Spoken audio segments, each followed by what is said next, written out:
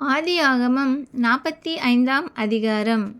அப்பொழுது யோசேப்பு தன் அருகே நின்ற எல்லாருக்கும் முன்பாக தன்னை அடக்கிக் கொண்டிருக்க கூடாமல் யாவரையும் என்னை விட்டு வெளியே போக பண்ணுங்கள் என்று கட்டளையிட்டான்.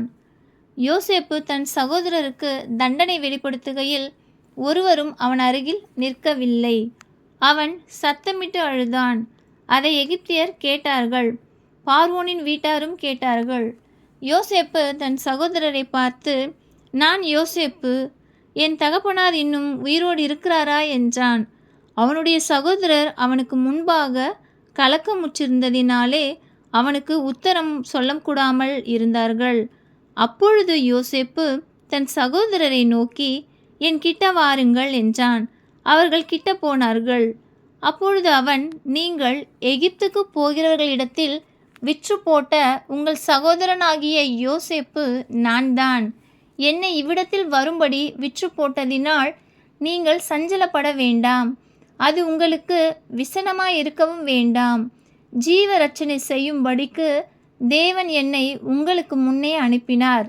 தேசத்தில் இப்பொழுது 2 வருஷமாக பஞ்சம் உண்டாயிருக்கிறது. இன்னும் 5 வருஷம் உழவும் அறுப்பும் இல்லாமல் பஞ்சம் இருக்கும்.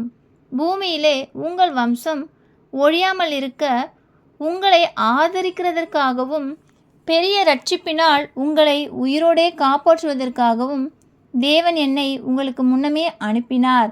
ஆதலால் நீங்கள் அல்ல, தேவனே என்னை இவ்விடத்துக்கு அனுப்பி என்னை பார்வோனுக்கு தகப்பனாகவும் அவர் குடும்பம் அனைத்திற்கும் கர்த்தனாகவும் எகிப்து தேசம் முழுதுக்கும் அதிபதியாகவும் வைத்தார். நீங்கள் சீக்கிரமாய் என் தகப்பனிடத்தில் போய், தேவன் என்னை எகிப்து தேசம் முழுதுக்கும் அதிபதியாக வைத்தார், என்னிடத்தில் வாரும், தாமதிக்க வேண்டாம். நீரும் உம்முடைய பிள்ளைகளும் அவர்களுடைய பிள்ளைகளும் உம்முடைய ஆடு மாடுகளோடும் உமக்கு உண்டாயிருக்கிற யாவற்றோரும் கோசேன் நாட்டில் வாசம் பண்ணி என் சமீபத்தில் இருக்கலாம். உமக்கும் உம்முடைய குடும்பத்தாருக்கும் உமக்கு இருக்கிற யாவற்றிற்கும் வறுமை வராதபடிக்கு அங்கே உம்மை பராமரிப்பேன். இன்னும் 5 வருஷம் பஞ்சம் இருக்கும் என்று உம்முடைய குமாரனாகிய யோசேப்பு சொல்ல சொன்னான் என்று சொல்லுங்கள். இதோ உங்களோடே பேசுகிற வாய் என் வாய்தான் என்பதை உங்கள் கண்களும் என் தம்பியாகிய பென்யமீனின் கண்களும் காண்கிறதே. எகிப்திலே எனக்கு உண்டாயிருக்கிற சகல மகிமையையும் நீங்கள் கண்ட யாவையும் என் தகப்பனுக்கு அறிவித்து அவர் சீக்கிரமாய் இவ்விடத்துக்கு வரும்படி செய்யுங்கள் என்று சொல்லி தன் தம்பியாகிய பென்யமீனின் கழுத்தை கட்டிக்கொண்டு அழுதான். பென்யமீனும் அவன் கழுத்தை கட்டிக்கொண்டு அழுதான். பின்பு அவன் சகோதரர் யாவரையும் முத்தம் செய்து அவர்களையும் கட்டிக்கொண்டு அழுதான். அதற்கு பின் அவன் சகோதரர் அவனோடே சம்பாஷித்தார்கள். யோசேப்பின் சகோதரர் வந்தார்கள் என்கிற சமாச்சாரம் பார்வோன் அரண்மனையில் பிரசித்தமான போது பார்வோனும் அவனுடைய ஊழியக்காரரும் சந்தோஷமடைந்தார்கள். பார்வோன் யோசேப்பை நோக்கி, நீ உன் சகோதரரோடே சொல்ல வேண்டியது என்னவென்றால், உங்கள் கழுதைகளின் மேல் பொதியேற்றி கொண்டு புறப்பட்டு கானான் தேசத்துக்கு போய் உங்கள் தகப்பனையும் உங்கள் குடும்பத்தாரையும் கூட்டிக் கொண்டு என்னிடத்தில் வாருங்கள். நான் உங்களுக்கு எகிப்து தேசத்தின் நன்மையை தருவேன். தேசத்தின் கொழுமையை சாப்பிடுவீர்கள். நீங்கள் உங்கள் குழந்தைகளுக்காகவும் உங்கள் மனைவிகளுக்காகவும் வண்டிகளை எகிப்து தேசத்திலிருந்து கொண்டு போய் அவர்களையும் உங்கள் தகப்பனுடனே ஏற்றிக்கொண்டு வாருங்கள். உங்கள் தட்டுமுட்டுகளை குறித்து கவலைப்பட வேண்டாம். எகிப்து தேசம் எங்கும் உள்ள நன்மை உங்களிடதாயிருக்கும் என்று சொல்லி, உனக்கு நான் இட்ட கட்டளைப்படியே செய் என்றான். இஸ்ரவேலின் குமாரர் அப்படியே செய்தார்கள்.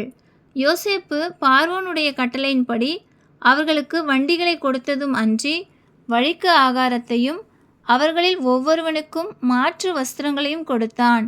பென்யமீனுக்கோ 300 வெள்ளிக்காசையும் 5 மாற்று வஸ்திரங்களையும் கொடுத்தான். அப்படியே தன் தகப்பனுக்கு 10 கழுதைகளின் மேல் எகிப்தின் உச்சிதமான பதார்த்தங்களும் 10 கோழிகை கழுதைகளின் மேல் தன் தகப்பனுக்காக வழிக்கு தானியமும் அப்பமும் மற்ற தின்பண்டங்களும் ஏற்றி அனுப்பினான். மேலும், நீங்கள் போகும் வழியிலே சண்டை பண்ணி கொள்ளாதிருங்கள் என்று அவன் சகோதரருக்கு சொல்லி அனுப்பினான். அவர்கள் புறப்பட்டு போனார்கள்.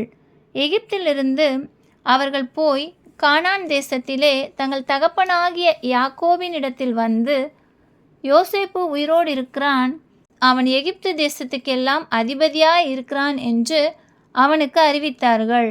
அவன் இருதயம் மூர்ச்சை அடைந்தது. அவன் அவர்களை நம்பவில்லை. அவர்கள் யோசேப்பு தங்களுடனே சொன்ன வார்த்தைகள் யாவையும் அவனுக்கு சொன்னபோதும் தன்னை ஏற்றிக்கொண்டு போகும்படி யோசேப்பு அனுப்பின வண்டிகளை அவன் கண்டபோதும் அவர்களுடைய தகப்பனாகிய யாக்கோபின் ஆவி உயிர்த்தது. அப்பொழுது இஸ்ரவேல், என் குமாரனாகிய யோசேப்பு இன்னும் உயிரோடு இருக்கிறானே, இது போதும், நான் மரணமடையும் முன்னே போய் அவனை பார்ப்பேன் என்றான். ஆமென்.